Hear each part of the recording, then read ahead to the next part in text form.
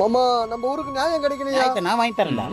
இல்ல கலெக்டர் வெளியே வாழ. நீ கூப்பிட்டோனே வரதுக்கு நான் உன் பொண்டாட்டியா இல்ல நீ கூப்பிடாம வரதுக்கு நான் உன் அப்பாட்டியாடா?